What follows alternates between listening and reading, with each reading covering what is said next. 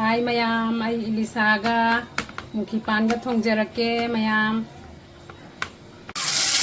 Baga tawjarage, Ilisha fry tawjarage, sauda hapsanjare.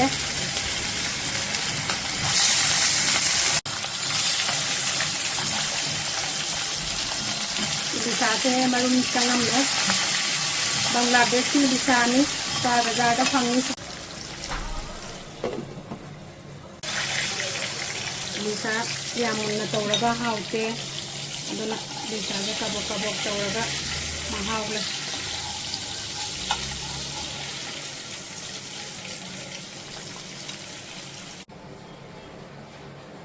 Tawga loijare Ilisaga Panga Thongba gi pan sida leire Mukhi pan damonos na pibirakpani moina bongi kasargi. Thank you damonos. Asre maroi nakupi leire tespata leire ngauthong ama ngaujarake fulgobi leire alu leire thak leire beans leire ada champut ama yaujarake squash champut ama beans champut ama maroi nakupi leire Thangdinga pan gama iron jarake adu umorok aigi garden da hekjarak pani umorok sida leire umorok se yam sai morok se bora haujarake moroka maroi nakupi ga bora ama haujarake bora gi thum hapsanjare machu hapsanjare maroi hapsanjare oda begam khitang hapsanjare kadigo maru asuba khitang hapsanjare bora thicharage Hau haidan jarage Ilisaga Panga Thongbagi on hapsan jare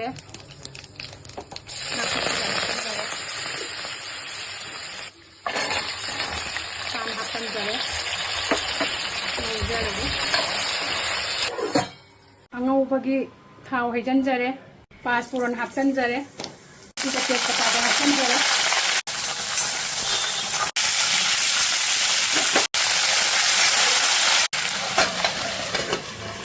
hapsanjare hapsanjare Kashmir chili powder hapsanjare